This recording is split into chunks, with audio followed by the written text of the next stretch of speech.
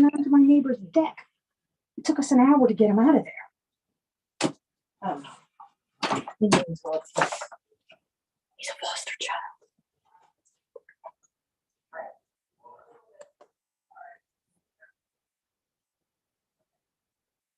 Can you hear me okay? Excellent. Well, thank you to the Board of Alders for inviting me to come this evening. I'm here to talk about something I feel very passionately about. My career has really been devoted to reading, and I'll to introduce myself. Martin Gillis, CALT stands for Certified Academic Language Therapist. So most people don't know what that is.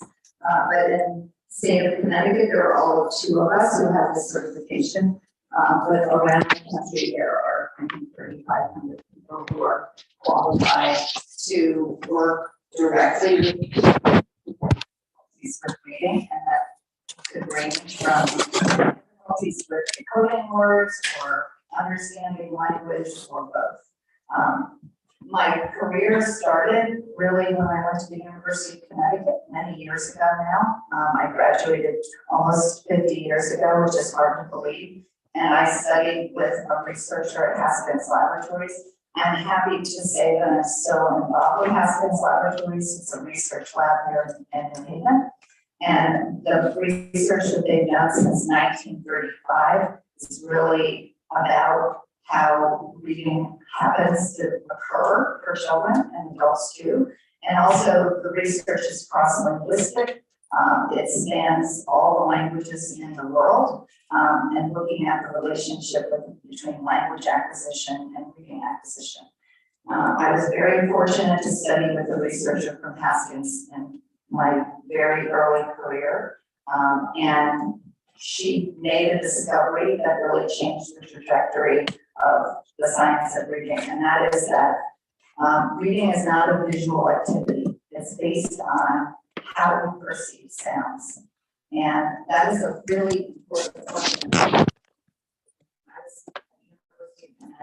I was in the ed psych department. Dr. Lieberman was on one side of the hall studying cognitive psychology and understanding how the brain really processes language. And on the other side of the hall, we were learning about how kids were reversing letters and numbers and seeing things backwards. So we had a very different approach in that one little department of educational psychology to how to teach children to read. That was 1974. Okay, so here we are, almost 50 years later. We have 5 decades of research that has been, we have converging evidence that began way back then and has accumulated for 5 decades. And yet that science is still not gotten to the teacher. So that's what I'm here to talk about. Sharing the journey that I've taken that Dr. Lieberman set me on. I was a special ed teacher for 30 years. I worked with kids who struggled with reading, all ages from 5 all the way up to 45, and taught many people to read because I knew how to do that. And it was my passion. And my husband convinced me that I would have more impact on more children if I worked with teachers. So I took my special ed hat off and I embarked on a journey to work with teachers. And I began that journey at Haskins Laboratories, which is just a few blocks down the road. Now, how do I advance the slide? I was at Haskins Laboratories until 2009, and I'm going to tell a little bit about that journey. And then I started a nonprofit organization called Literacy How in 2009 because the research grants started to dry up at Haskins. And I had created an amazing network of partners, external, right, partners that I work with, mentors we call ourselves, and internal partners in the districts that we work in. And I said, I can't stop doing this work. I know it makes a difference for children, and I can't stop. So I founded Literacy How in 2009 to continue that work. We empower teachers so that every child learns to read by 3rd grade. There are stats that say if you don't learn to read by the end of 1st grade, actually, you have a 1 in 8 chance of catching up. That's a staggering statistic. Why? Because first grade is where it happens, right? The magic starts to happen really at birth, but you actually start to learn how the code works and how English can be learned about, right? When you have a difficult language. And so first grade, you're really steeped in that. And if you don't learn that, go to second grade. The second grade teacher says, wait a minute, I'm not supposed to teach kids to read. I teach kids to learn to read more proficiently, right? And the third grade teacher says, and I'm not supposed to do that. I'm supposed to teach them to read, to learn, right? And so it goes. The further you get away from first grade and even early kindergarten, the harder it is to catch up. So we have to know that these children need good prevention and early intervention. We also know, and I'll speak to this a little bit more, 95% of children can be taught to read, and yet we have high numbers in this district. It depends on how you measure it, but it's anywhere from 70 to 80% of our students in this district who are reading below grade level on some level, and that's not okay. So I'm going to talk about the science of reading. What is that? Because I'm sure a lot of you have heard the term, but wonder what does it mean. So I'll start by playing just a 6-minute. This is a 35-minute video, but I want to play 6 minutes of it. This is Stanislaus Kahan. It's hard to hear him because he's French, so I'll try to turn and put his captions on so you can catch what he's saying. But the essence of this is that we are not wired to learn to read. We are biologically wired to learn to speak. So depending on what language we're immersed in as young individuals, as babies and on beyond, we're going to acquire language because we're around people who are speaking to us and with us, and that's how the brain works, right? And that is biologically wired to happen. We are not biologically wired to read. It is a cultural invention, which means that we have to figure out how the code works. In English's case, it's an alphabetic system. So we have to know how that code works. How does 26 letters correspond to what we know to be 43 or 44 sounds, and more complexly or complicated is how do you put those letters and sounds together to make lots of words. So it is a complicated language, but the point is that when we know how to teach that, and when we know as teachers what that's supposed to look like in the classroom, and what teachers need to know and be explicitly learn about, then we actually rewire the brain. So that's what Dr. Kahan is going to talk about. Just the first 6 minutes. If you want to see the whole video, it's actually quite fascinating. But the first 6 minutes talks about why teachers really need to know this. Let me see if I can get out of here. How do I escape from end show? And where do I go, Misty? That middle button right down at the bottom. This one? The middle one. All the way in the middle. Oh, sorry. Here? Yep. Oh, good, thank you. Nope, that's not it, sorry. Where I'll go back here and go here, I got it. And go here.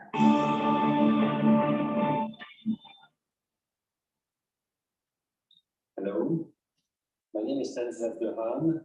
I am a French cognitive neuroscientist. I study the brain, and today I would like to tell you about our research on how the brain learns to read and why it is pertinent for education. My laboratory, situated just south of Paris, specializes in viewing the brain for various needs. And I think you are aware now that we have a growing panoply of brain imaging methods, which include functional magnetic resonance imaging, as well as electroencephalography and magnetoencephalography to track the dynamics of brain activity. You may not be aware that these techniques are now available also to study education and to study the child's brain. It is entirely feasible these days with training with a mock scanner and welcoming of children inside that scanner to have excellent images of the child's brain as it is learning, even to do repeated scannings, and with children extremely happy to come to the lab and participate in this research. All they need to be told is that they are like astronauts inside this spaceship, and that not moving, which is very important for us, they contribute to science, but also contribute to the spaceship not moving. With this, we can study how education changes the brain. I would like to mention in this slide what I think brain science can bring to education. It's a very simple point. I think it's a shame that teachers know more about the workings of their car than they know about the working of the brain of their children. I mean it. I think if you want to change the system, you have to understand how it works. What are the rules of intervention? And I believe that empowering teachers with the appropriate knowledge of the principles of brain plasticity and education will lead to better classroom practices. There's a lot we know already in cognitive neuroscience, which is relevant. The competencies of the young child for vision, language, numbers, many others. How learning works, the role of attention, the role of reward, the role of sleep, the importance of sleep for consolidation of learning, the transfer from explicit to implicit knowledge, many other topics are relevant. I also think that cognitive science can help measure progresses in education, and experimentation is absolutely essential in order to test education protocols and to quantify their effects on behavior and on the brain. And finally, I believe also that cognitive neurosciences can participate in the development of teaching devices, such as school curricula, manuals, or software. I'll give an example of that at the end. So, today, I want to talk specifically about the topic of reading and what to understand about it from the brain's point of view. If you have not learned to read, any page of text would look to you like this film, a texture, but no meaning. But because you've learned to read, you can have a conversation with the deceased. You can speak to the dead, you can listen to the dead with your eyes, because you can read what they wrote 2,000 years ago. You can communicate thoughts to the mind through the eye, which is a great invention today. So how does that work? Well, this is a picture of your left hemisphere. The left hemisphere of the brain is most essential for language and reading. And just to orient you, this is the back of the brain, this is the front of the brain. It's been slightly inflated, so you can see inside the folds. And now I want to show you the activation of the brain as you read one word. We see it in time. So let me start this. Here we go. And you have the word unfolding from the back of the brain to the front of the brain. It will loop several times. You can see the information enters into the occipital cone, which is the visual side of the brain, moves into the ventral areas, and then explodes into the left hemisphere, distributed activity. I have no time, of course, to explain to you all of the details of this brain activity, but I want to show you a sort of caricature that you can remember. And it's very simply that reading starts as any other visual stimulation in these generic visual areas of the occipital pole of the brain, but then very quickly moves into an area that we have discovered, which concentrates the recognition of the written word. I have called it the brain's letterbox, because it is where we store our knowledge of letters. And from there, what you have seen is an explosion of activity into at least two networks, one that concerns the meaning of the words, and another that concerns the pronunciation and the articulation of the word. And so we can say essentially from the brain's point of view that learning to read consists first in recognizing the letters and how they combine into written words, and second, connecting them to these systems calling for speech sounds and for meaning. Okay, I'll stop there. What is rather remarkable is So we've learned a lot from this neuroscience, and what we keep learning more and more about are these neural networks that have to get connected, as Dr. Johan explained, from looking at the visual symbols to connecting what those visual symbols represent in terms of sounds, and then immediately connecting to meaning. And so you can see in this slide how those connections work. Now I'm going to try to get out of here. How do I do that? And you are talking about Misty. I think I'm on back here, right? To the PowerPoint, which is here. Get out of here and maximize this. And look at that. Get it like that. Okay. I'm not so well versed in all the smart board stuff. And then Tom up here. Here. No, actually it's, oh, help me. Where is the full screen? slideshow or what is it? Oh, thank you. Okay, well, we're not gonna have to do that again, so thank you for being patient. All right, let's get to the next slide. So this is the slide that you saw. You don't need to know all the particulars. What you really want to notice is that there are all these areas of the brain, left hemisphere, language hemisphere of the brain, that are really designed for language learning, but have to be co-opted to build the reading circuitry. And that happens through direct and explicit instruction, which I'll talk more about. Basically, what this is saying, what I just mentioned, Mary Ann Wolf's words. But what I also want to say here is that English is a challenging language because it's not just an alphabetic language based on sounds. Spanish is an example of a very transparent language that is easier to learn to read because it's one letter, one sound. English has more sounds than letters, and we have layers, right? So we have to understand that as teachers. We have to understand that, so when a child says, that doesn't make any sense, the teacher can explain. For example, why is health spelled with an A, right? It's spelled with an A because it has the root heel in it. That's the morpho part of English. And again, it takes years for teachers to learn this, right? It takes years for teachers to master the complexity of English. But that's what we want our teachers to be able to give that gift to their children so they can be literate readers and writers of English. So this science of reading movement has really been designed or developed or whatever. It's occurred to basically make people aware of this vast body of scientifically based research, right? We know, as Dr. Juan said, how proficient reading and writing develop. We know why some children struggle. We know how to assess and intervene for those children. We know that, the science has taught us that, and we learn more and more of the nuances, but there's a ton of research. So let me back up and talk about how I got started on this journey of applying the research. In 2000, the National Reading Panel convened, well, actually it convened in 1999. It was a panel that was started by U.S. Congress to take a look at the reading research to date, to that point, over 100,000 research studies, and synthesize the findings from all of that meta-analysis that they did. And they determined that there were 5 big ideas associated with reading. Many of you have heard of these 5 big ideas.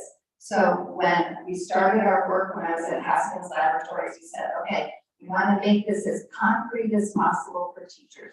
We want to show them that these elements are really critically important to children's success in learning to read. So I'm not going to dig into all of those things tonight. That's not the purpose of the conversation, but to just acknowledge that we said, okay, phonemic awareness, phonics, fluency, vocabulary comprehension, but we knew right from the get-go, because we were at Haskins Laboratories, a research lab that was steeped in language understanding, that oral language had to be at the core of this. The National Reading Panel didn't talk about oral language, but we knew enough to know that if we didn't get our teachers to understand the foundational role language plays in that, whether they speak English at home as their first language, or they speak Spanish, or whatever language they speak, we as teachers need to understand what they come to the table with as far as language development is concerned, and more to come on that.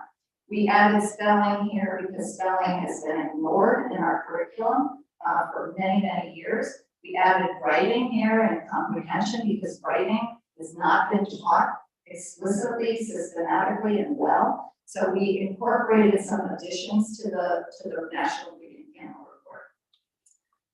And then we set about our work. So I'm just going to tell a quick story starting in 2000 and building to the present about some of the work that we did. I did bring 2 artifacts. One is the Connecticut Blueprint for Reading Achievement. This was a report that happened to come about as Connecticut decided it wanted to be a front runner in this work. And some of you may know Elaine Zimmerman from the Connecticut Commission on Children. I know Representative Whitfield knows her well, and we partnered with her regularly to get the research into the hands of teachers. She was instrumental in making this panel a reality. Your superintendent, your former superintendent, sat on the Connecticut panel and helped to bring about this report. We got funding from the United States Department of Education to try our hand at bringing the research into the classroom. This was in 2000. So at that time, I was a Haskins mentor. We worked with teachers in Connecticut and Rhode Island schools, including Worthington Booker here in New Haven.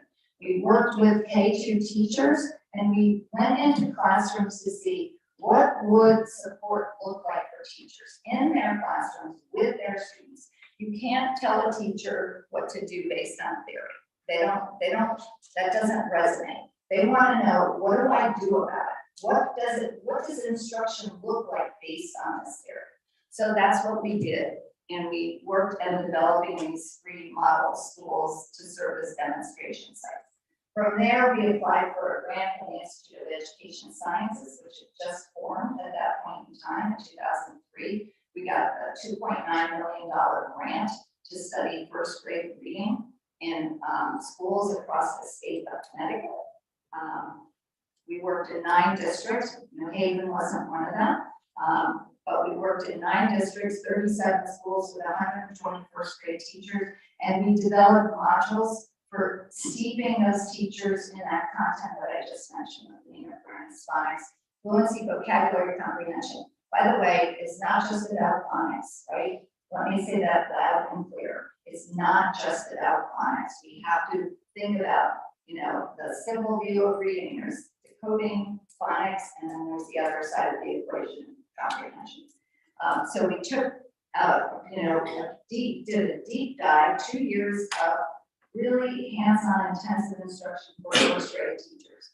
And we saw some really nice results as a result of that work. Our findings was that the professional development programs that we developed over that 4-year grant bumped the teachers' knowledge, and it also supported their ability to apply the knowledge and teach according to that research. We saw correspondences, as I said, between how much they understood about the science and how well they could apply that science in their classrooms. But here's the thing, the transfer to student learning took longer and required consistent, sustained coaching.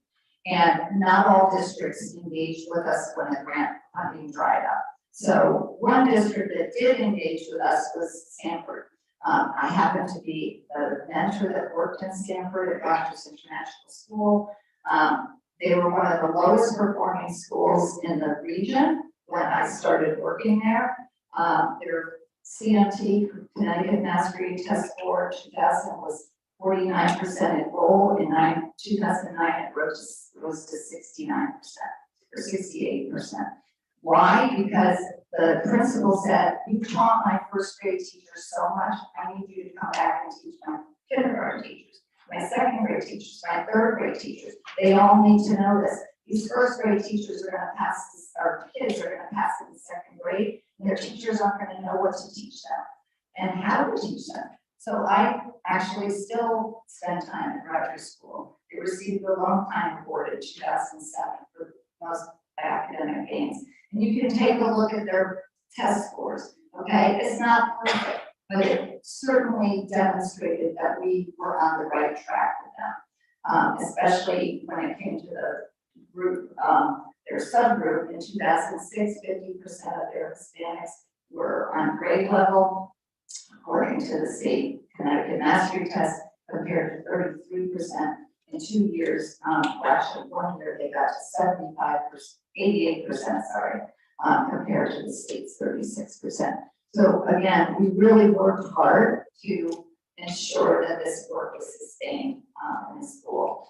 From there, Hartford Foundation for Public Giving approached us and asked if we could do some work in 5 of their schools in Hartford, which we did, K through 3. And this is a little snapshot. At the time, the DRA, the Developmental Reading Assessment, was used as our state test in K through 2 prior to the CMT. And we got statistically significant gains on the DRA When teachers had support for 2 years and 3 years, it was even higher compared to business as usual, no support, and a limited amount of support. So we knew we were on the right track with the work that we were doing. And as I said, at that point in time, Haskins did not have grants to support my work and the work of my team, so I started Literacy How. One of the districts we worked in subsequently, again, just another bit of data that showed that we could get statistically significant gains in student outcomes, because that's important, not just teachers know this content, but does it matter when you're looking at transfer to student test scores? Again, just a little more data. Another thing that happened in the course of this timeline was, you were there, others were there around the table saying, okay, what are we going to do to look at the bottom of the food chain? What's the bottom of the food chain for teachers? Teacher preparation. How are we going to address that? Because if teachers aren't able to teach this content, it's not because they don't want to. That's the last thing we can attribute it to. It has nothing to do with desire. But if you haven't been trained with the right information, how can you teach something you don't know? You can't. So we looked at Massachusetts. Massachusetts has always had some of the highest NAEP scores in the country, National System of Education Progress. We looked to them and said, what are you doing? And they said, well, we have this test called the Massachusetts Test of Education Licensure. Make a very long story short, we put it in force here in Connecticut as a pre-service requirement. What happened was interesting. This was in 2009. The first year that test was administered as a pre-service test, the results were published, and I can tell you that higher ed institutes were not happy to have their data publicly acknowledged. And so you can see the pass rates went steadily up, right? Because the higher ed institute said, we're going to lose students if we can't show and demonstrate that our teachers can pass, or our pre-service teachers can pass this test. So that's something we did. Another thing that you could even speak to too is this achievement gap bill. Again, because at this point we were getting together, is it like monthly at least, to talk about, okay, what is our legislative agenda going to be, so we can ensure that there's policy in place to drive what happens in districts. Was we had this achievement gap bill that passed that allowed us to study another idea, or let's say to study a hypothesis that what would drive student outcomes was having the right assessment. Because if you remember, the DRA was our assessment, was our screener for many years. The DRA, for those of you who aren't familiar with it, is a diagnostic assessment where you probably, if you've been around and you have children, or you're a teacher, you give children a level text to read, and you take a running record of that level text. Well, the level texts are based on a three-cueing system where children are prompted, if they don't know the word, to look at the picture and guess the word. We know there's no research behind it. There's no research behind the use of level text. There's no research behind using a running record like that, using level text to figure out what the kids know and don't know. I knew from the work that I was doing and collaborating with states around the country that we needed a universal screener in our state to identify children at risk as early as possible. There's tons of data for the use of those universal screeners, but we needed our own study in our own state to demonstrate the importance of having a universal screener. So we got funding from Family Foundation, and we did a 2-year study with 15 schools. We had a randomized control trial where we randomly assigned schools, 3 schools in each of 5 districts to a condition. business as usual, where they just stayed with the DRA, and the other two conditions where they used the DIBELS, which is a universal screener that's been around for 25 years now. And what you see in this slide is measuring students' growth on the CMT. Nothing happened for the kids that were using the DRA, but look, whoops, what happened for the kids? Woo, where are we? There we go. Look what happens for the kids in the other two conditions, right? They actually made a great deal of growth because their teachers were looking at the right data. It wasn't even like they had a lot of coaching support. They didn't, but the teachers had never used a screener before to identify children that needed to be paid attention to immediately. And so by virtue of the fact that we had a screener, their test scores were going out. You thought, my goodness, if they do this just with a good screener in place, what can happen when they actually tie that assessment data to good instruction? So next year, we passed legislation that required districts, every district in the state of Connecticut, to use a universal screener, and they can choose from a menu to do that. Following that, we started a pilot, another pilot called CK3LI, Connecticut K-3 Literacy Initiative, and Truman School was one of the first 5 schools we did the pilot, and it's a very long, detailed description, but the pilot basically was to study the model more closely.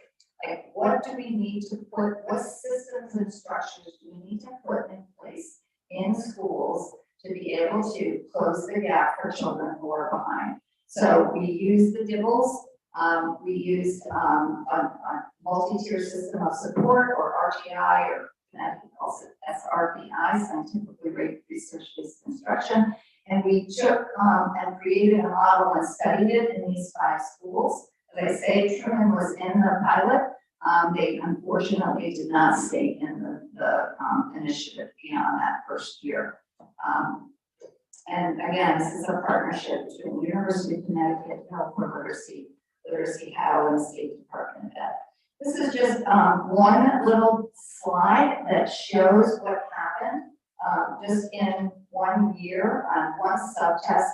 But basically, what you're looking at here is in the winter, this is the number of students that were proficient, meeting benchmark goal. These were students that were in slightly below the benchmark, and these were far below the benchmark in 1 year. You can see how the stats changed.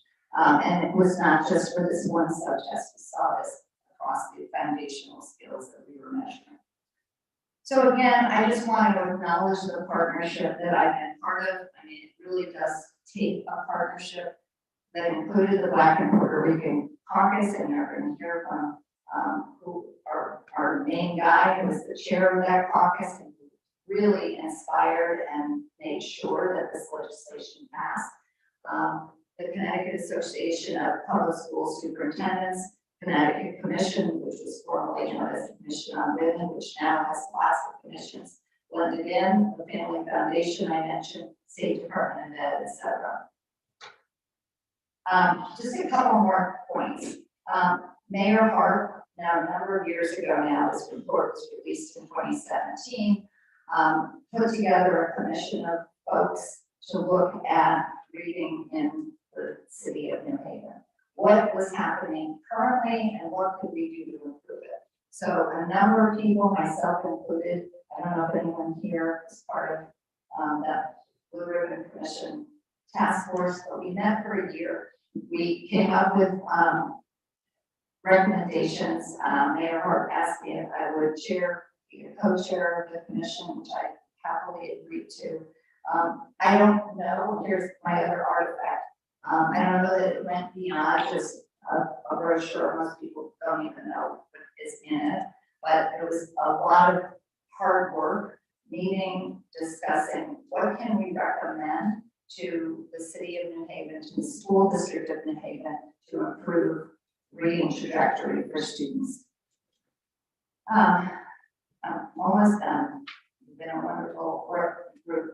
I just want to talk about reading instruction, and I mentioned the stat that 95% of our students can learn to read. What is it gonna take to get there, right? I mentioned it has to be prevention as well as remediation, right? We have prevention programs that get kids before they fail, but we have to do something for kids who are failing, and we have to, get them what they need so they can be successful. So those are our remediation programs. We know that you use it to best meet the needs of individual students. You use a problem-solving approach, right? You identify the problem, you analyze what's happening, and then you plan accordingly. And so why am I telling you this? Because part of the science of reading is this idea of structured literacy. So I wanted to spend a few minutes talking about what is structured literacy. First, I want to say it's focusing on language. So I can't say that enough. This is a long definition, and you don't need to know all the nitty-gritty details other than two things. There are pedagogical principles that are just good instructional principles. And that is, you teach things explicitly and systematically, and you integrate the listening, speaking with reading and writing. Okay, then there are certain elements when you're teaching children to read and be literate and write proficiently. You have to acknowledge the structure of whatever language you're teaching. In this case, we're talking about English. All languages have a phonology, right? A sound system. All languages have a written system, what we call its orthography. All languages have sentence structure, and every language has its own sentence structure called syntax, right? That's not about phonics. That's about meaning, right? All languages have words that mean things. English happens to have a ton of words, way more words than any other language. And many of the words in English have more than one meaning, which makes it hard to understand English. We have lots of words that are part of idiomatic expression. It's really hard for our English learners to know all of that and understand all that. But guess what? They're not going to understand that unless their teachers understand that, unless their teachers can appreciate and value all of this structure of language that we expect them to be able to impart knowledge about for their children. So language is at the heart. Now, I want to leave you on this note and this thought. National Center on English Learners have released a report in February of 2022 talking about effective literacy policy for English learners and bilingual students. And what they basically said in this report is that we have to acknowledge that one size does not fit all. And what I want to say to all of you this evening is that structured literacy is the farthest thing from a one size fits all approach. It is as far as you can get because it is really an approach that is based on problem solving. What are the child's individual needs? What's the profile of the child? What language does that child speak at home? What other co-occurring difficulties does that child have? Do they have attention difficulties? Do they have, whatever it may be, processing problem? So it is not a one-size-fits-all approach. And so this report really, I think, missed some important components of what is the science of reading, what isn't the science of reading, and just wanting to acknowledge that structured literacy is not similar from what this particular report highlights. And again, I've just really highlighted that here because the research on structured literacy is definitive that this approach is not only beneficial for kids with reading disabilities, including dyslexia, but because it acknowledges the structure of language and children needing both foundational phonics skills as well as comprehension skills, that it is also really beneficial for students who are English learners struggling at adolescence, etc. I think I better stop, right? I think I've hit my mark. I had a couple more slides showing the difference between structured literacy and typical literacy. You want to do this? Okay, let's go back then. Let's talk, because again, this is part of the big idea here. So structured literacy, again, is an approach that teaches the structure of language and looks at the elements and the principles associated with teaching reading. Balanced literacy, which is in force here in the New Haven School District, and certainly many other places in our state and in our country, is really very different than structured literacy. So I'm just calling out a few things here.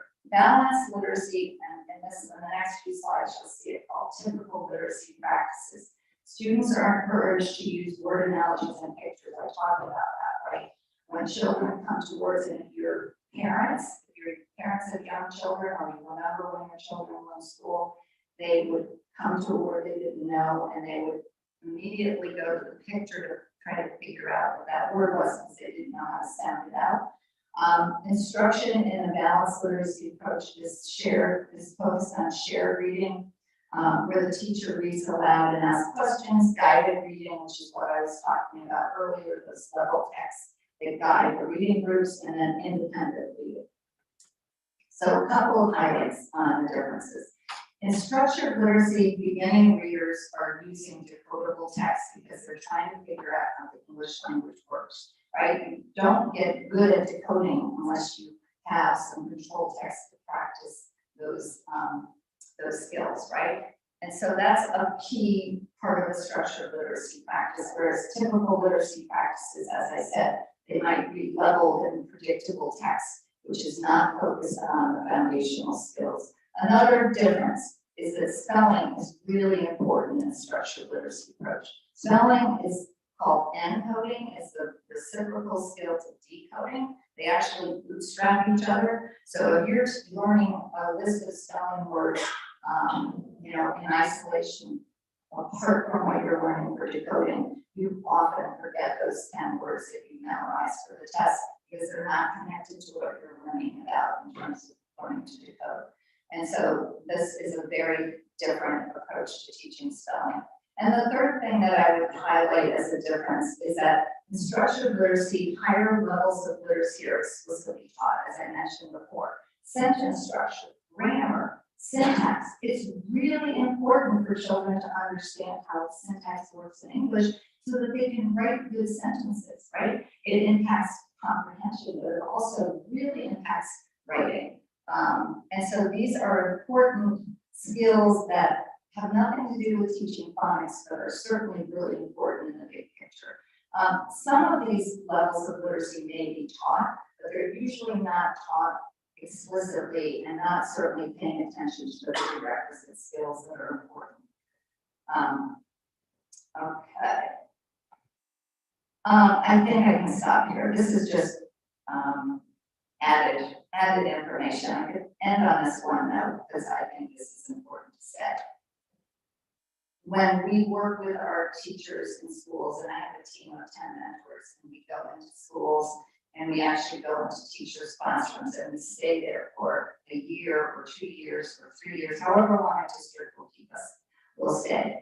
And continue to advance this understanding in this work.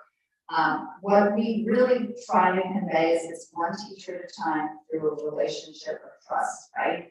And what we want to convey is that teaching is a very complex profession because there is still uncertainty as to what works. The science of reading has not answered all the questions, not by a long shot.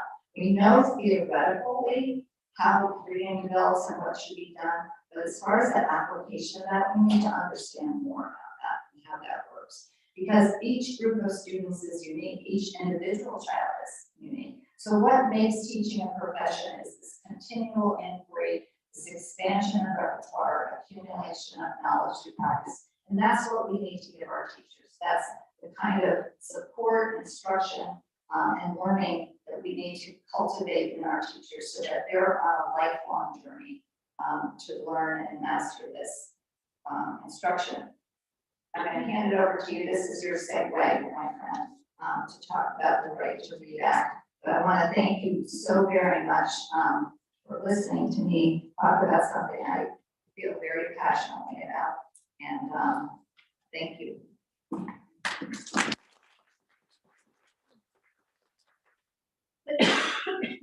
Thanks so much, Marty. Now we're going to have Senator Gary Whitfield, who has been a champion on many issues for our state and statewide, and particularly has been a leader on making sure all our kids and across the state have the opportunity to learn how to read. And he's going to talk a little bit about the Right to Read Act, which is a piece of legislation that he helped champion, which passed last year. Yeah, thank you, Chairman. I'm going to go back and probably come a little bit of the history from a slightly different perspective and then move right into the Right to Read Act. So I think the history is important because it will help you to see how this kind of developed in the legislature. So when I arrived in the legislature in 2009, having won my election in 2008, I was fortunate, I think, to arrive with a large class. And in that class were several individuals who would later become really important to this piece of legislation we're talking about, and the legislation that Margie discussed during her presentation. So those individuals would include Representative Pat Miller, who's now Senator Miller, Representative Jason Rojas, myself. So after our prior class, Croy became part of this kind of group, terrorist in the legislature, focused very much on dealing with the issue of the Achievement Gap. So when we got to the legislature, we had just been told that Connecticut was, depending on the measure you're looking at, worst in the nation or fourth from the bottom. Either one of those is really a good place to be. And in the legislature, there was a conversation around the issue of the Achievement Gap. But the conversation wasn't really a conversation about how to fix the Achievement Gap. It was about the fact that we had an Achievement Gap and we were embarrassed by it. And those individuals who I just spoke to you about were really unhappy about this conversation and the way it was taking place. So we started conversations amongst ourselves about how are we, particularly being new people, going to be able to affect this conversation. So we had the good fortune of making a friendship with the person who was running the Commission on Women at the time, Elaine Zimmerman, who had been doing all, she's done everything. And Elaine recognized that we were not just having a conversation, but we were doing our own research and reaching out to people who knew more than we did. That's not how the legislature works, by the way. Legislators get an idea and they write a bill with no information. But we were really doing the kind of research to back up what we were doing. And so Elaine invested in us. And that ultimately led to a relationship with Margie. And so it was also a confluence of things that came together, including the fact that I became the chair of the Black and Puerto Rican Caucus. And I recognized that the chair of the Black and Puerto Rican Caucus, we could use the numbers of the Black and Puerto Rican Caucus to kind of exert a force on the legislature. And so when Governor Malloy came into the legislature, wanting to talk about this issue, do something, partially because he really cared about it, he had his own experience, but partially because it's politics. It was great to be good on education. We recognized this was a great opportunity to insert ourselves into the conversation with the new leadership of the caucus. And so we did. And we used the fact that we begun conversations with Elaine and with Margie and with others and the research we've been learning. And that's how we ultimately came up with this CK3LI, which at the time we just called K-3 reading program. And what happened was frustration grew amongst those people who were working, because despite the fact that we spent a lot of time really doing research and talking to experts and getting a perspective that legislators really can only have, it was actually informed, despite the fact that we've done immense amounts of work, we couldn't get the state legislature to invest in this. And I believe that Margie Curtin believed that initially we had to go outside to get the funding for the program, right? So you have to understand that we were failing on almost every measure at the time. We did the kind of work we should have been doing. We came to the legislature with evidence that what we were talking about was the approach to move forward, and the legislature said, no, thank you. And so it became the mission of the individuals involved to move this state in a different way. And the reason I tell that story is because if you look up the Right to Read Act, you're going to see now Senator Miller involved in it, and she is extremely passionate about it. And that piece of legislation. And the reason for that is this experience, because each of those individuals has their own story. I actually, when I started school, I still have a hearing issue. I had a hearing issue and a speech impediment. What it meant, I was a Black kid in South Province in the 1970s, right? And I was embarrassed about the speech impediment. So I went to school, I sat back in the classroom, and everything about me seemed to be the same thing you think about when you think about the kid who goes to school and isn't going to do well. Teachers made certain assumptions. And they told my mother that they were going to assess me to see if I needed to go into special education, which my mother took down. When they did the assessment, they realized I was going in the opposite direction than they thought. So I came to this with that understanding. Rep. Miller came to it with a lot of opportunity, lack of opportunity, with people telling her what she couldn't achieve. All of the individuals had, right? So there was this desire to change the system completely. So that's what the foundation of all of this was. So I'll just run through some of the aspects of the legislation that we're currently talking about. That is the right to read legislation. So clearly, if Margie Gillis is involved, we were dealing with the science of reading. And this right to read act that builds upon the CK3, a lot of stuff that we did. By the way, we couldn't even get to like 7 or 8 pilot stations. We couldn't, Margie said that we didn't drop down, and that was a fight as well. Nobody wanted to do this. But we also, once we ran it and got the data back, because that was fine, right? We knew it was going. We suspected it was going. I won't say what it. We suspected it was going to work. Once we got the data back, we went back and we said, well, hey, look, we have data. It's not from national experts. It's not from people talking about this. It's from within our state. And all of the pilot areas aren't sitting right next to each other. This can work. And we're forced, right? So like we want to do this, and they still said no. So we, for years after that, kept pushing. And so there was a movement growing, and there was Rep. Miller, who became Senator Miller, who was really angry. And so you get this, which said, look, we need to have that approach that we already know works in the state of Connecticut, and we need to move on. So it says to the districts, look, you have to do this. You can have a waiver, which is part of the reason we're here, right? Because the municipality has to figure out whether it wants to participate or at least make an attempt to get that waiver that will allow them to do something different. Now, my understanding is that even if you get the waiver, it's still going to be based on the same principles of what the district is going to be doing. And so I'm not sure why you were looking for the waiver if you've never been successful, but that's a possibility. But one of the things that people are concerned about is, so the State Department of Education is supposed to, along with the center, is supposed to be developing 5 curricula that are based on evidence-based, scientifically based principles. And one of the concerns is that, well, what if you want to do something outside of that and it constrains you? And I like that Margie talked about it as a framework as opposed to a box, because that's how we've always imagined what it is you're doing.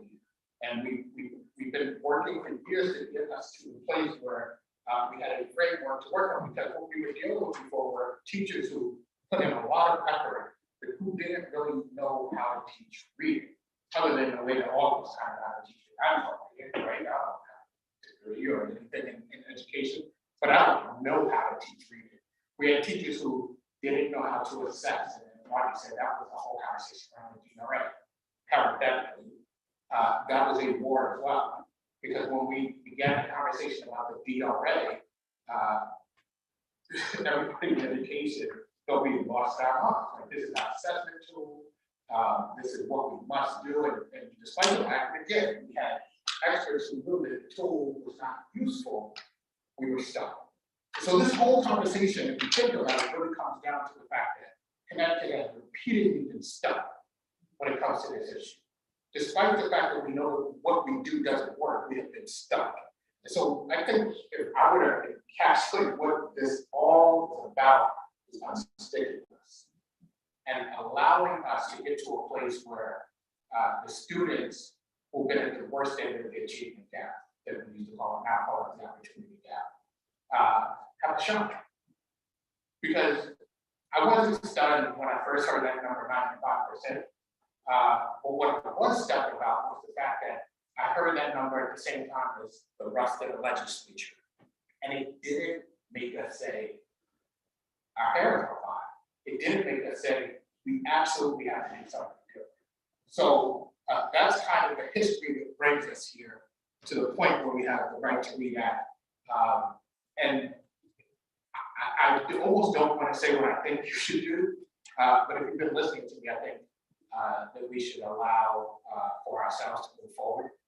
I think that there are people who are very concerned about limitations with this, but I think what I have been seeing for the entirety of my time involved suggests that we haven't gotten it right, and if most of the children are going to get what they need out of this, then this is the way to go. I'll say one more thing about the legislature. When we got there, and this is part of the reason we changed the conversation around achievement gap versus opportunity gap. One of the first meetings I was ever in was a meeting about the achievement gap. I walked into this room, I don't know why I walked into the room, I was one of those people who walk around and open doors. And I walked into a room, and there's a conversation going on. I sit down just to listen, and I don't know, for some reason, one of the legislators, I cannot remember, talking up to the table, it's one of those round tables. And they're talking about somebody asked me about it, which was like, I don't know, it's like a month in or something. I couldn't believe somebody was asking my opinion. But what I've been hearing was about the numbers, was about how bad this was for us, was about everything except for what was happening in the lives of the students. They asked me, well, can you talk to us about the achievement gap? Which again, I don't know why they asked that about you. I bet you they didn't like the answer we got, because what I talked to them about was, I didn't grow up in that group of crops, but so much same experience across communities. And I said, when I was a kid, when I went home, I lived in an apartment, a housing project in the university housing. When I went home, I would stand in the lobby, and I would stand in the lobby waiting to take the elevator or the stairs, right? And when I was standing in the lobby, the condition was generally the same. The elevator had no lights, sometimes it had urine in it. It had sometimes somebody riding on top of the elevator, waiting for it. And you gotta remember, I was going to school in the late 70s, early 80s, so we also sometimes had people doing all kinds of other stuff, including crack and all. This is one of the avenues to get to my apartment to do my homework. The other avenue, the more dangerous avenue, was up the stairs. Very similar conditions. When I got to apartment 10 days to do my homework, I had to experience all of that just to do the homework.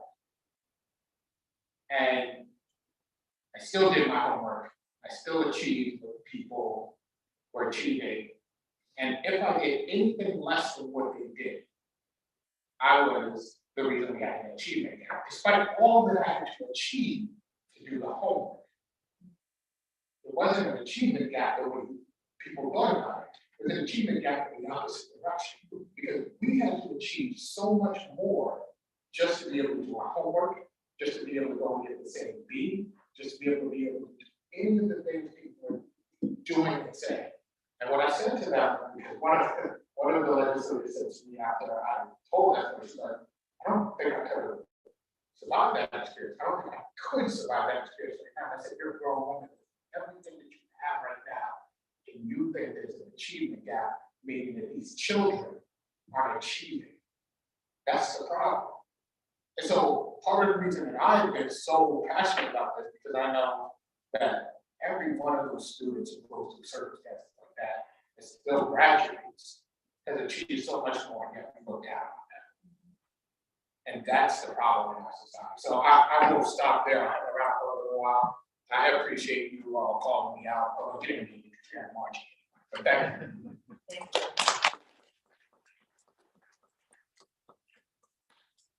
thank you so much, Senator Whitfield, for telling us that history and powerful remarks. I think now we're going to have a chance for a member of the committee to ask BoA Education and Senator Whitfield questions about the presentations for just a few minutes. If anybody in the committee has any questions. Alderman. I want to do this either or we talk about why you got them out. Like what was it, just inertia, or was there more substantive argument or not change? Same answer. Sort of, well, Senator Whitfield said, can't get no, can get anybody to listen to us. Like, what was the argument on the other side? And do you think to some extent that's still what we're doing? I think the argument is often, that's your science, and we have our own science, right? So, what's the right science, right? I mean, people who disagree with this research will point to other evidence. It tends to be often more qualitative research. So the research that I think is really important is the quantitative research, the gold standard, right? If I want to know if something works, I have to use the scientific method. But there is a place for, mixed methods at times that will give us more information, more color. So we can't discount the qualitative data as well. But if you really want to think about science and the adherence to certain principles, I think that's part of it. Because to be honest with you, the science is so clear that there isn't a good argument for, against that. So I think that's part of it. I don't know if you have an opinion. This is a good reason for people who are interested in anything, particularly this issue, to participate in the legislative process. So everything that I have been involved in terms of education, quite frankly, criminal justice, and almost anything, there is a resistance to do something different simply because we've been doing what we've been doing. And part of it is we don't do an analysis of what we've been doing. So I'll tell you that there was a point in which we had a conversation about praxis, and we shifted the praxis from the barrier to getting into the program to where it's an analysis and it's useful, right? But when we first started that, people thought we had lost our loving minds having this conversation, right? We hadn't. We just recognized that if the praxis continued to function the way that it did, you'd always have a problem with how minority candidates to be teachers, right? And so changing that allowed us to do something different. But in the state of Connecticut, changing it was an attack on the system. That's what the view is. And when I remember the day that I knew we were going to do something different, because I chaired the minority teacher recruitment task force, and I said to every person that was there, from the State Department of Education, teachers, everybody, why do we have to do this? And not one person could answer the question. Not one. Right? And I asked her, well, why the cut scores where they are? Couldn't answer the question. I didn't know why. The cut scores were where they were. People don't believe that. The cut scores were where they were, not because they had to be there, because teachers teach across, they don't have to say cut scores. It was so we could say that it was harder to make it in Connecticut. It was a prestige thing. But that prestige thing kept us from having certain people in the system. And so over and over and over again, we have built problems in because we want to look like it's more difficult to get in. We're better off doing what we do, but the results for the students demonstrate something different.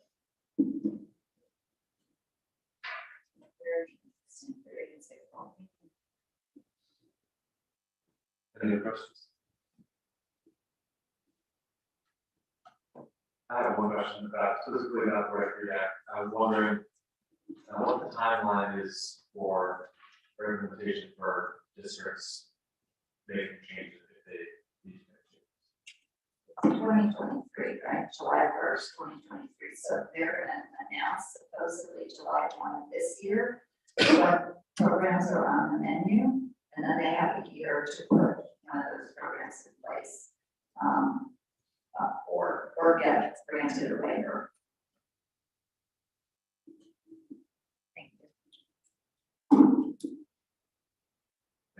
Any other questions? All right, thank you so much, Margie and Senator Whitfield for coming and explaining all this history and context.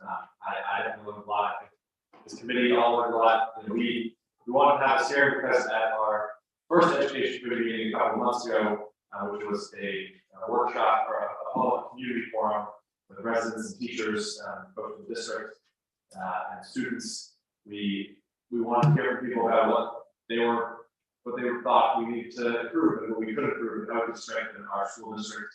And this is something, the literacy gap in our district is something that we heard from folks about. So we want to investigate more, and definitely I think we learned a lot today. And now I think we want to go to Ms. Evie Velasquez from the Uniform School District, who's going to tell us a little bit about the literacy framework that's currently being used in the Uniform schools.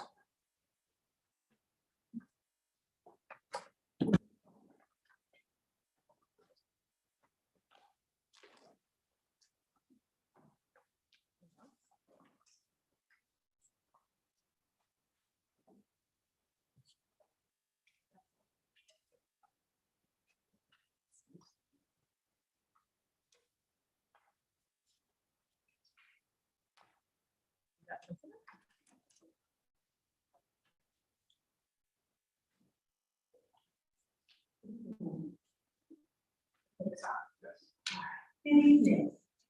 First I want to say I'm Evie Velasquez. I live at 285 Brilliant Street in New England, and it's an honor to be here. This is a very important topic.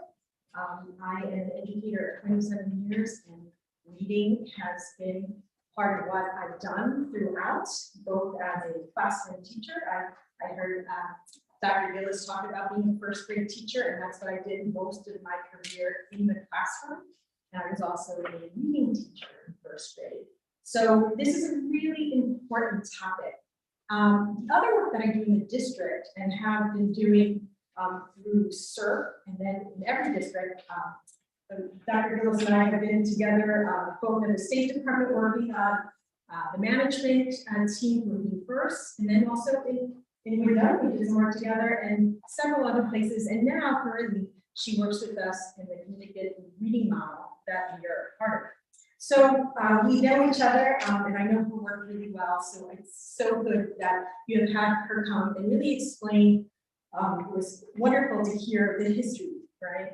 I started my teaching right before that reading panel report, the National Reading Panel came out. And so with every publication that you mentioned, I remember as a teacher how it impacted what we were doing. And all of that knowledge, right? All of that body of knowledge and all of the research that has come out, I agree wholeheartedly with Dr. Gillis that one of our biggest challenges in education now as an administrator and a leader is not so much the information that we have, but it is about how to get it into the hands of teachers and make it practical and implemented. And doing all that despite an under-resourced, right, profession, right, where teachers aren't given what they deserve, the hours they put in to read research, right, to do lessons that align with the latest document that came out about reading, right. I have the luxury now, because I'm not in the classroom, to read research, right? I've gone to get advanced degrees. I'm at Teachers College doing my doctorate and have finally learned how to really dissect research, right? All of which many teachers are not able to do. Some, yes, but often they rely on the structures that are within a school district in order to look at the theory, look at the research, and then put something in place. In addition to that, as a leader in a district, working with the superintendent, you know, the cabinet that makes decisions about money and time, we have to really prioritize how we use time. And I've got to say, I have worked in leadership in Hartford, in Wyndham, in London, and now here. And what those districts have in common is that time is not on our side. We don't have enough money to pay teachers for that time. we don't have the luxury of saying this week is going to be a 4-day week, and on the 5th day, teachers will be immersed in theory and lesson planning, which would be ideal, right? We don't have those luxury, and then quite frankly, I want to go to the legislature and say, look, we've got to figure this out because we want more from our teachers, but unless we support them in how to do that, it's not going to happen. So I wanted to say all that because I am extremely passionate about this, and it does, you said Bronx, I grew up in the Bronx, and I learned to read in the Bronx, right? I came from a Puerto Rican household where we were speaking Spanish, and then the books that they would put in front of me were what we call standard English, right? And so that I say because many of the students in New Haven have a similar experience, right? And many of them go on to read successfully, right? If I look at the data, at least 30% of them are coming through, if not more, depending on which school they go to, depending on, you know, what it's like at home, you know, income-wise, linguistically.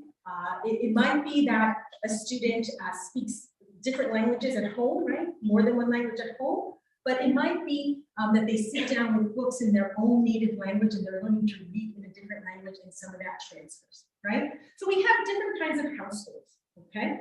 However, linguistics and economics plays a part.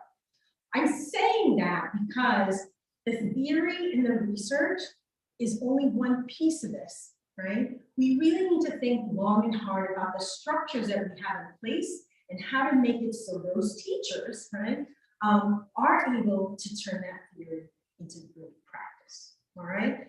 And one of these things is making sure that they understand the stories of our children, making sure they understand what we call culturally relevant pedagogy, right? And that the lessons are not designed in a vacuum from theory to practice, but they've got the whole picture, okay? And we're attempting to do that here in this district, right? The opportunity gap is something that we do a great deal with.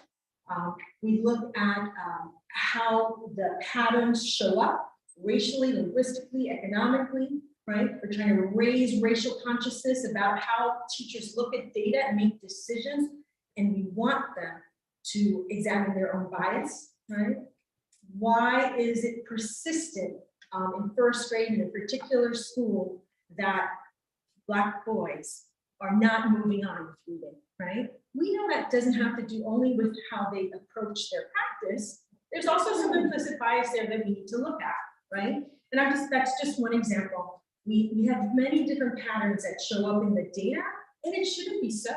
We believe that we can eliminate the predictability in the scores, right? Because we know there will always be students that achieve at different levels, and we will be successful in differentiating instruction and getting them up to proficient in reading, but it will be at different paces, right? And to a different extent, okay? But we're not satisfied. We're not satisfied with the fact that it is about 30%, whatever average I look at, whether I look at the tests in the K3 level, if I look at the comprehension tests that we give 3 through 10 in 11th and 8th graders, the average is about that. Okay, so no, we're not satisfied. So I want to do a couple of things, and then I'll open to questions, because really what I was asked to do was explain to you what our literacy framework was at. That was the question I received. So in your packet, let me orient you to that. On one side, you have the framework. It looks like this. And for everybody else in the audience, this is posted on our website and nhps.net under academic office. And I've also given you a flyer to the symposium that we're having. Dr. Gillis, I think, talked about the fact that there is this next year is a time for all districts to do some deep inquiry into what the current practice is and what needs to change, right? And so the legislation has really prompted that, which is a great thing. And so what we're doing in New Haven is we're bringing some scholars together to talk about all the science of reading. We're calling it all the science of reading because there's been a lot written about the science of reading. And it's a term that we want to talk about, right? What is the science of reading? And what is all the science of reading, right? What are all the different types of experts saying about what comes next? And so that symposium is coming, and we'd be happy for you to join, and there will be a lot of people talking about specifically about reading, but we'd love for you to attend. The other thing that's in your packet is a model that we're going through with all of our educators. We started today with administrators in 4 different schools, and it's a model that comes out of Michigan. And so I'm going to tell you that there's if we put these 2 documents next to each other, the one which is the New Haven document, and then the model that I'm looking at, we're looking at together for Michigan, you'll see a very big difference. One is we have this framework that has 10 elements. It's the way we define literacy in the district right now. Okay? The problem is that it is at a very high level. There's not a lot of real specificity in each of those areas. And because of it, right, it can be interpreted in many different ways, right? We know that that's been a problem. Because when we talk about good instruction, and I can take one element out, which is small group instruction, right? Which is something that we talk with Dr. Gillis a lot about. Small group instruction, what should that look like? What can it look like? How can we be very explicit about phonics instruction? What books can we use, right? That kind of thing. We know that that training for all of our teachers across the district is not happening in a real, thoughtful, meaningful way. I'm just going to use that as an example where the science of reading, structured literacy, and things that have happened in the past has been sort of out there for people to interpret their own way. And because of it, we've had a mixed bag, okay? This year, we're going to be looking really closely at some places where they have been very dedicated to one type of teaching or another. We're going to look at the data to see, has that been successful and why specifically? We're going to spend a year doing really good inquiry about what is working or not working, right? Before we submit that plan to the State Department in the spring of 2023. We probably will do that in early spring, because the way it happens here is then if we decide to go with some new materials or adopt something new, we will purchase so that it's ready to come in September of 2023. We have a lot of work to do this year. And we have been working with administration, rolling out this plan about how that year is going to look. So right now, I've been asked, and I think the superintendent has been asked, is New Haven seeking a waiver? And the truth is that I have actually been quoted as saying it's not likely. Okay, and I could give you my reasons why, but the truth is that we have to go through this process in order to decide what we're going to submit to the State Department. And we're going to be working with a lot of stakeholders. We'll be working with Dr. Gillis in the State Department. We'll be working with folks in the community. There's a lot of folks who are not in the K-3 as teachers, but they're the teachers that get the students, right? Who come up and maybe don't have grammar down, right? Who don't have the phonics down, and can give us some real insights about, well, what happens when a student gets there, and what are you seeing, right? So we're going to have stakeholders, and not only educators in the K-3, but stakeholders from different grades. We want to talk to parents, and then we want to talk to students. We have lots of students, and at the symposium, we're trying to get some students to come and join us. We're trying to do a panel where students actually tell us about their experience learning to read, right? Because when we submit this plan next year, it isn't going to be just about theory. It's not going to be about just the materials, right? We really need to think about what we call implementation science, right? Which is looking at all those different pieces and putting them together so we have a better shot at improving test scores. Here's the good news though. The last 2 years of pandemic, right?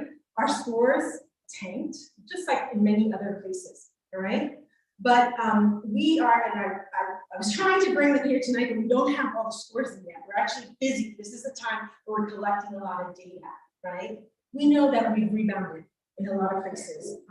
Up back to, the before COVID, not that we're satisfied with that, but we're seeing that trajectory come back up. That's a really good thing. So I'll leave you with that. Questions? Thanks so much, Ms. Lassie, for coming in and for all your work in the district. Any questions from those two? All go. Thank you for this presentation. I guess, so I have children in middle school, they're now second, fifth grade. And they have not learned grammar or sentence structure or parts of speech. And I have to talk to the teacher, I'm like, not that day, and they say it's not a curriculum. And I'm wondering, you know, is that on purpose? And what is the purpose? What is the purpose of not teaching kids these things? Yeah, so not in the curriculum, I'm kind of going like this, okay? Because if I can pull up the document, and I can point to you where it is on the standard, right? I don't know why the teacher didn't teach it, okay? That's the truth, right? Because if I go to the document, right, again, it's there. Why wasn't it taught? That's the complicated piece, right? And so yes, and I'm not saying that that teacher, you know, wasn't telling you the truth. And that's not what I'm saying. What I'm saying is that we do a lot of work on curriculum that actually is not the LIDS curriculum. It becomes standards and documents that are put on the shelf, and we don't do what I think is going to be a big piece of what we do differently moving forward. We don't do the proper professional development in order for that what's written in the curriculum to come alive. Okay, so that's one of my hypotheses of why that teacher turned to me and said that. But it is very much in the standards, and it is very much in the curriculum. Now, where it went wrong after that we need to dig in there for sure. Just to clarify, so are you saying that that it's in the framework for all of the kids to get the kind of systematic instruction that Dr. Gillis described, and it's just not happening? But that is, I don't see that here either. So that kind of systematic instruction in all the parts of language is in there, it's just not being implemented. Yeah, so clarification, right? So you're looking at the framework and you're absolutely right. That's how I started my talk. This is inadequate. It is not specific enough, right? It is a guideline and a framework that has not gotten us to the place where teacher who should have answered that question might have answered, right? Here it is in the standard. Here is in Unit 3, where the goals of the unit, right, around language usage are clearly articulated, right? Because I can show you the document that has that, but again, not implemented in a way that teacher probably wasn't supported, right? I'm just guessing here about how that works. And here's the other thing, right? Yeah, the framework is too vague and doesn't have that, okay? Now here's the thing. I do think, right, that a couple of years ago, about 4 years ago, it was determined that systematic phonics instruction was mentioned in the curriculum, but nowhere near the extent that it needed to be, right? So so what's listed there as word work, phonics, phonemic awareness, right? The district purchased something called Foundations, which is a systematic, it's a product that is a teacher guide at scope and sequence around phonics that the teachers will follow, right? That happened the year before pandemic. And since then, professional development to roll that out. And then not only that, for our evaluators and for our coaches to understand that systematic approach to phonics and then coach into it and uphold that hasn't happened, right? We did a poor job. We were also dealing with the pandemic, but that's yet to come and must occur.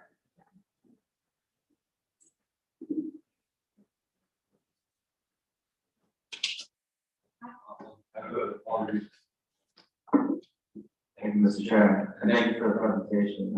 I just had a follow-up question about the public schools framework. Are there any sort of major, I mean, you mentioned Michigan as something that, the district is looking at as they, begin sort of reevaluating the framework, but what are the current influencers / behind current framework of the district. Put on there significant amount from the state, but when this framework, the one that the district has, so currently, what was, what were the major influences behind this framework? Sure, there were, I'm sorry, there were many. I think for instance, in the phonics piece now, we're really leaning on the scope and sequence foundations, but also the work with Dr. Gillis has helped us a lot to understand how that needs to happen, both explicitly and in small group lessons. We have drawn from, we actually have a resource called Literacy Continuum, which is based on Pontus and Pinnell, which is they're out of Lesley University. We have in the past also done workshop model, primarily in writing and not in reading. I don't know. But I'd be happy to answer that question more fully if I could send you some information, because I'd love my literacy department to be here, right? Because this has come together over many years. Thank you. We can get that. Any other questions from members of the committee? All opposed? Thank you for the presentation. As you know, the most important person is the person that stands in front of the classroom. What kind of PD is given to those teachers? Obviously, you have a reading coach in every building, and that person's there to support those teachers. Obviously, ones that are struggling, teaching reading. What do you have in the budget, or what are your plans for PD for teachers? Because, kids come to school for 6 hours a day. That person standing in front has to know how to teach. So I will tell you where we are, the realities of having a coach in every school, like theory, right? We have some money in the budget to do that. Over the